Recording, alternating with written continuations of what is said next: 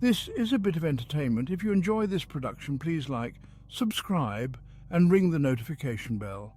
Kindly watch the video to the end. Thanks for the view and enjoy the video. The Louisiana Bayou, a place of shadows and secrets. Ancient cypress trees draped in Spanish moss rise from murky waters. The air hangs heavy, thick with humidity and the drone of insects. Tales whispered around flickering oil lamps. Strange lights dancing in the swamp, fishermen vanishing without a trace, blood-curdling screams echoing through the night. Some whispers refuse to be silenced. Deep in the Atchafalaya Basin, a new breed of vampire has emerged, born of the swamp itself, older, wilder, and far more terrifying. Gruesome discoveries shattered the veil of secrecy. Local authorities dismissed the deaths as alligator attacks, but Sheriff Thibodeau knew better, determined to find out what. An ancient journal, hidden in the town library attic, faded ink and cryptic symbols spoke of a darkness haunting the swamp. The whispers were true. The swamp held a darkness far more ancient and powerful, and it was awakening. The first rays of dawn painted the sky in hues of orange and purple. But deep within the swamp, night still reigned. The vampires, their eyes glowing with an unnatural light, retreated to their watery lairs. They were not the elegant creatures of legend, their beauty marred by survival. Their skin, once pale and flawless, was now weathered and scarred. Their fangs, longer and sharper, protruded like those of a serpent. Adaptation had twisted their forms, honing them into perfect predators. Their hands and feet were webbed, their fingers tipped with claws sharp enough to tear through flesh. Their senses were heightened, allowing them to navigate the labyrinthine waterways with ease. They moved through the water with the grace of cottonmouths. The swamp was their domain, its creatures their prey. They hunted with a primal ferocity, their thirst for blood insatiable. The discovery of the vampires sent a wave of fear through the small towns bordering the Atchafalaya Basin. The old Cajun tales, once dismissed as superstition, now held a chilling ring of truth. Fear gripped the hearts of the bravest fishermen. Even the most seasoned gator hunters avoided the swamp after dark. The truth, shrouded in fear and speculation, was far more disturbing. For the swamp vampires were not just predators, but also protectors, bound by an ancient pact to safeguard the delicate balance of the bayou. Yet even amidst the fear, a glimmer of hope emerged. The journal that had revealed the vampires' existence also hinted at a way to combat them. The swamp held its breath. An unnatural stillness settled over the bayou. The vampires felt it too. For generations they had been the apex predators, but change was coming, heralded by the rising of the blood moon. A new predator had emerged, drawn by the scent of power. Werewolves, their eyes burning with ancient fury, were gathering. Driven by hunger and emboldened by the blood moon, they were poised to reclaim what they believed was theirs. A war was brewing, an ancient conflict reignited, and as the blood moon rose higher, the answer seemed to whisper on the wind. Soon.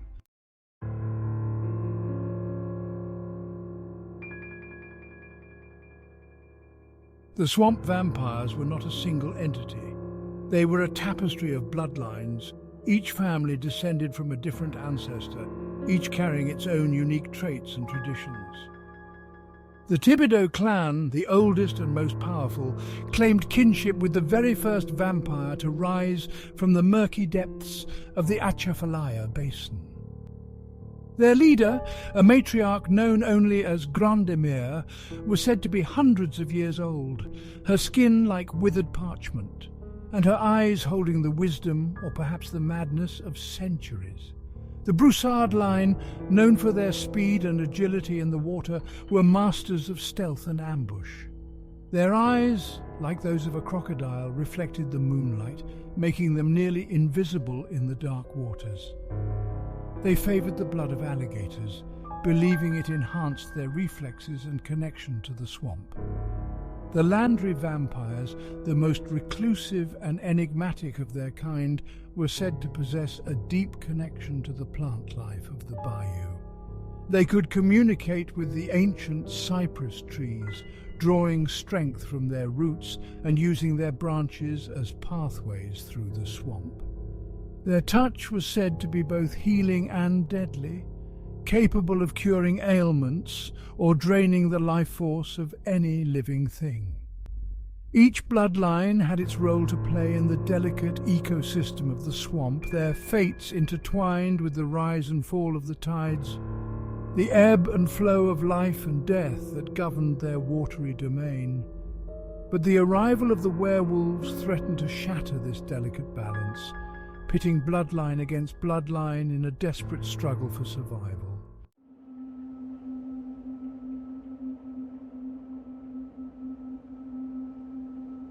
The news of the werewolves' approach spread through the swamp like a virus, carried on the whispers of the wind and the ripples of the water. The vampires, their senses heightened, felt the shift in the air, the encroaching darkness that heralded the coming storm. Grandmère, her wrinkled face a mask of ancient wisdom and concern, summoned the leaders of the other bloodlines to the cypress grove, a sacred meeting place shrouded in mist and legend. The air crackled with tension as the vampires gathered, their eyes glowing with a mixture of fear and defiance. They had faced countless threats over the centuries, but the werewolves represented something different, something primal and untamed. The old enemy returns. Grandemère's voice, raspy with age, echoed through the grove. Their hunger knows no bounds, their thirst for power insatiable. They will stop at nothing to claim this land as their own. Her words hung heavy in the air, a stark reminder of the danger they faced. The vampires exchanged uneasy glances, their usual bravado tempered by a grudging respect for their ancient enemy. They had long lived in an uneasy truce with the werewolves, their territories separated by miles of unforgiving swamp. But the blood moon, with its strange power, had awoken something old and dangerous within the werewolves, driving them to break the ancient pact and venture into vampire territory. The vampires knew they had to act quickly and decisively if they were to survive this new threat.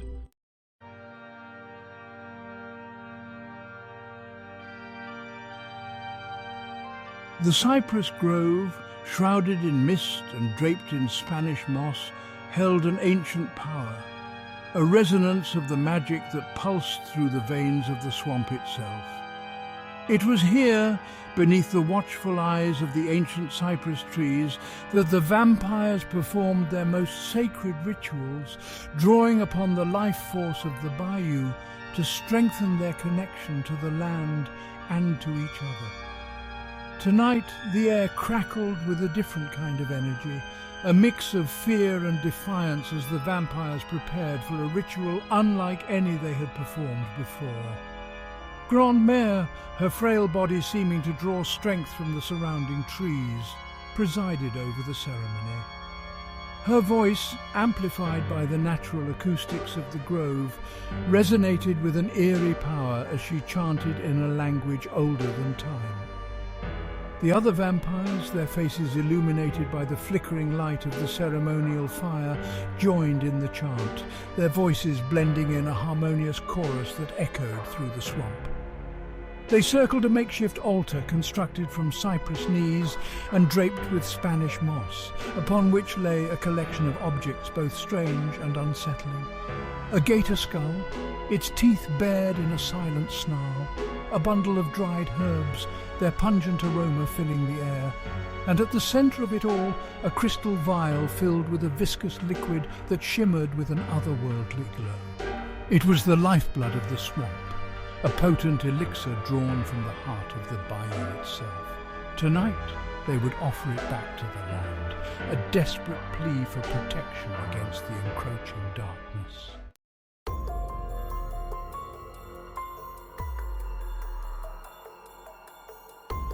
Deep in the heart of the swamp, Jacques Broussard's glowing eyes reflected the moonlight. giving him the appearance of a fearsome alligator.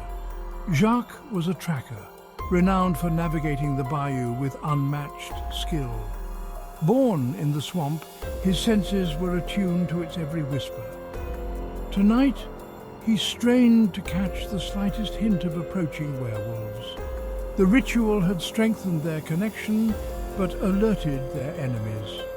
Werewolves were drawn to the residual magic. Jacques could smell them now, a faint, musky odor. He had to warn the others. Slipping silently into the water, Jacques moved with the grace of a cottonmouth. He navigated the maze of cypress knees and fallen logs with ease. He was a shadow, a phantom gliding through the water. He had to reach the cypress grove before it was too late.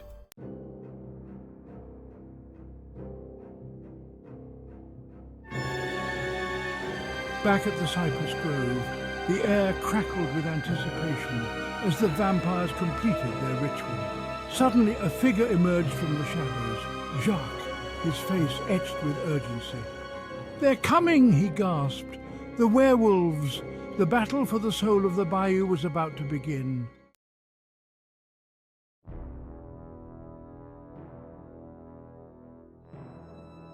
The tiny town of Bayou Perdu had always known darkness, but this was different.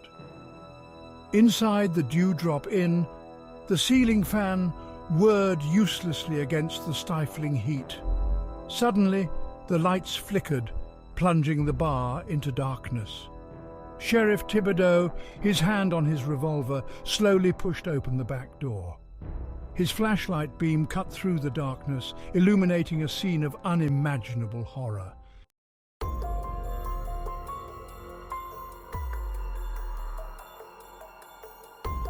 Deep in the swamp, a young vampire named Remy stalked his prey. He craved the metallic tang of human blood, a craving that had been growing stronger. Two fishermen, their faces illuminated by a lantern, were setting traps along the bayou. Remy moved through the water with the stealth of a cottonmouth ready to strike.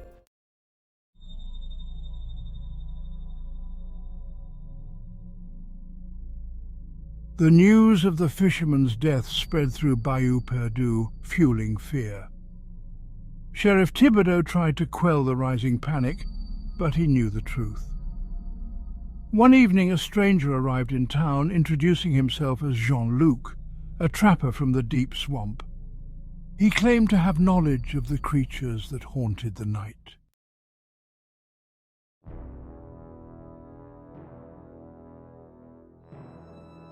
Deep within the cypress grove, the vampires felt the ripple of fear from the nearby town. Grandemère summoned the leaders of the other bloodlines. "We must be cautious," she warned. "The humans, driven by fear, can be just as dangerous." As the blood moon drew closer, a storm was brewing.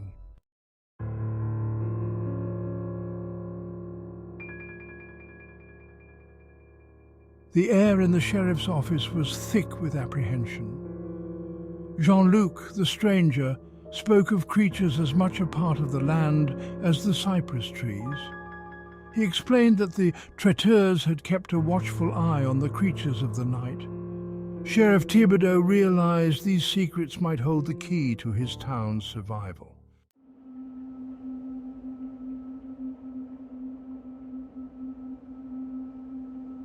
The humid air hung heavy in the sheriff's office. Jean-Luc spoke of a history older than time, a feud that stretched back to the creation of the bayou. The werewolves believed the swamp was theirs by right, long before the vampires arrived. Sheriff Thibodeau felt a shiver run down his spine.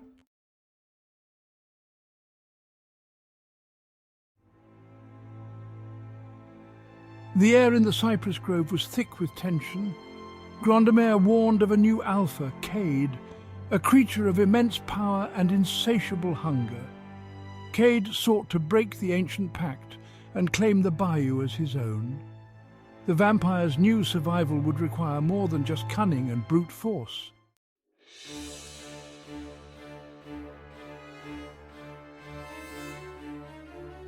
The bayou seemed to hold its breath. Jacques, his senses sharp, glided through the dark water. He heard a low growl. Werewolves. He surged forward to warn the others, knowing the boundary was about to be breached.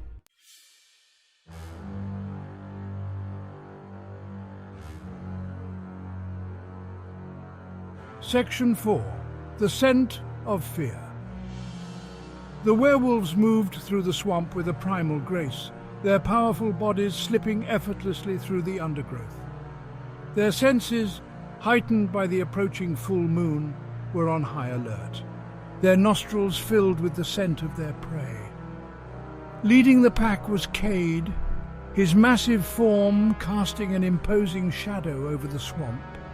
His fur, the colour of midnight, bristled with an untamed energy, and his eyes, burning like hot coals, scanned the darkness, searching for any sign of the vampires. He could smell their fear now, a faint tang of iron and ozone that mingled with the musky scent of the swamp. It was a heady aroma, one that stirred a primal hunger within him, a hunger that had been passed down through generations of his bloodline. Cade snarled, baring his fangs in a silent threat. The time for shadows and whispers was over. The werewolves were done hiding in the fringes of the bayou. They were here to reclaim what was rightfully theirs, to satiate the ancient hunger that burned within them. He raised his head, letting out a long, mournful howl that echoed through the stillness of the night. It was a call to arms, a challenge that reverberated through the trees, a sound that promised death and destruction. The vampires would learn that the bayou had a new master, one who would not be denied. The hunt was on.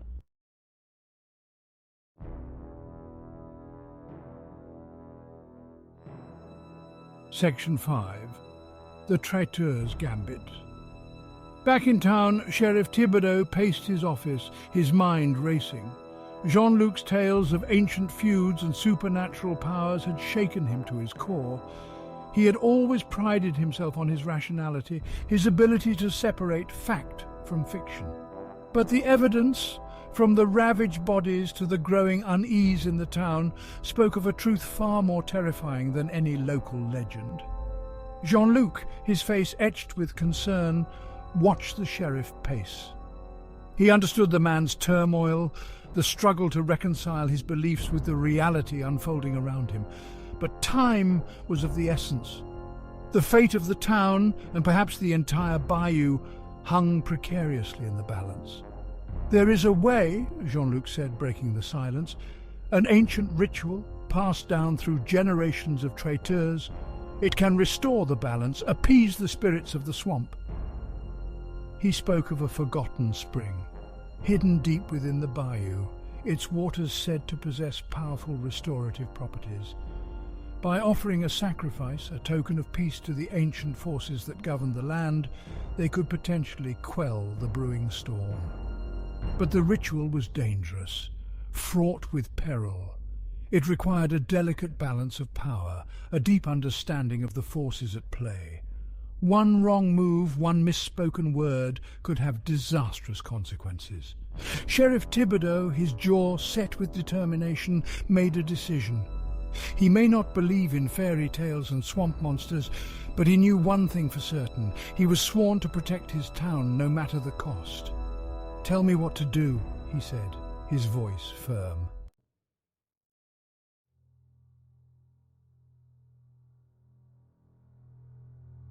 The humid air hung heavy with the metallic scent of blood and the musky odour of fear.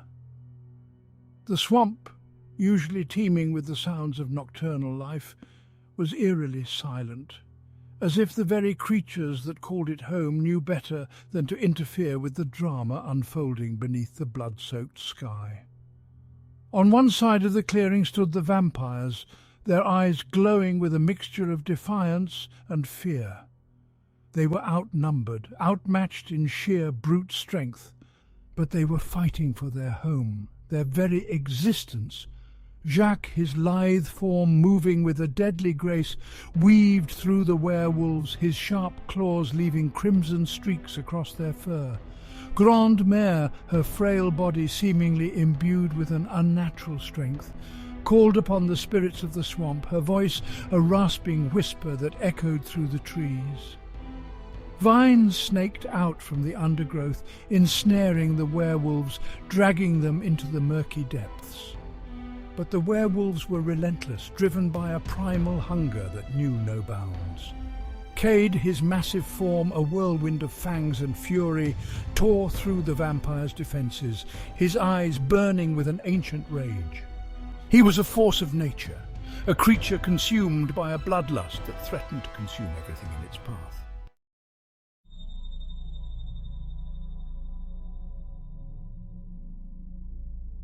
High above the carnage, the blood moon reached its zenith, casting an eerie crimson glow over the battlefield. The air crackled with a strange energy, a palpable tension that seemed to amplify the violence unfolding below. Sheriff Thibodeau, his heart pounding in his chest, watched the battle unfold from the safety of the tree line. He had never witnessed such savagery, such a primal display of violence. It was as if the very forces of nature had been unleashed, and he was nothing more than an ant caught in the crossfire. Jean-Luc, his face etched with a mixture of sadness and determination, stood beside the sheriff, his gaze fixed on the blood moon. The time had come. The ritual had to be performed, or the swamp would be consumed by the very forces they were trying to control. "We have to hurry," Jean-Luc said, his voice barely a whisper above the din of the battle. "The blood moon is at its strongest. The veil between worlds is thin. It's our only chance." He turned and plunged into the dense undergrowth, leading the sheriff on a treacherous path towards the heart of the swamp, towards the forgotten spring that held the key to restoring balance.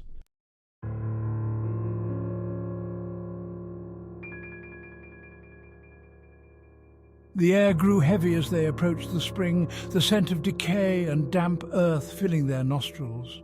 The vegetation grew denser, the path ahead almost impassable. The sounds of the battle faded behind them, replaced by an unnerving silence that pressed in on them from all sides. Finally, they emerged into a small clearing, dominated by a pool of water that shimmered with an otherworldly glow. The air above the spring shimmered and danced as if a fire burned beneath the surface. Jean-Luc moved towards the water's edge, his steps slow and deliberate. "The spring," he said, his voice hushed with reverence. "It is a place of power, a nexus between worlds, but its magic is fickle, easily swayed by darkness." He produced a small leather pouch from his pocket, its contents clinking softly. "We need to offer a sacrifice," he said, his gaze meeting the sheriff's. "Something precious, a token of our desire for peace." Sheriff Thibodeau hesitated, his hand instinctively moving to the revolver at his hip. He had come too far, faced too much to balk now. But what could he possibly offer that would appease the ancient forces at play?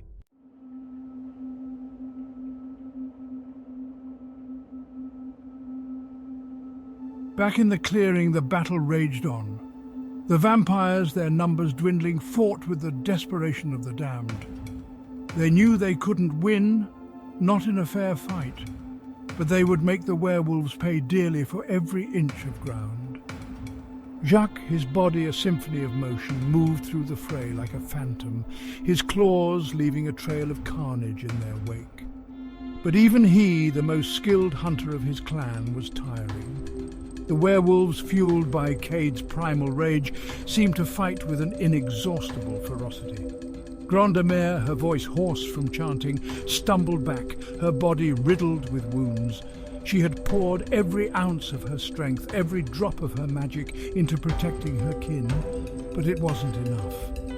The werewolves were closing in, their eyes burning with a bloodlust that chilled her ancient heart. As darkness threatened to engulf her, Grande Mère closed her eyes and whispered a silent prayer to the the spirits of the swamp. She had lived a long life, witnessed countless cycles of life and death. But the fate of her bloodline, of the delicate balance she had sworn to protect, weighed heavily on her soul. The end, it seemed, was inevitable.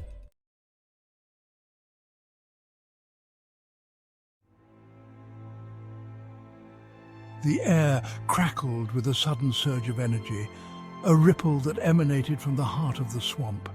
The werewolves, sensing the shift in power, paused in their advance, their eyes searching the darkness for the source of the disturbance. From the depths of the bayou, where the forgotten spring bubbled up from the earth, a wave of emerald light spread outwards, engulfing the battlefield in an ethereal glow. The werewolves, caught in the wave of energy, howled in pain and confusion, their bodies racked by an invisible force. Cade, his eyes wide with surprise, staggered back, his massive form trembling. He had never felt such power, such a primal force arrayed against him. It was as if the very essence of the swamp, the ancient magic that pulsed beneath its murky surface, had risen up to challenge his claim. And then, as quickly as it had begun, it was over.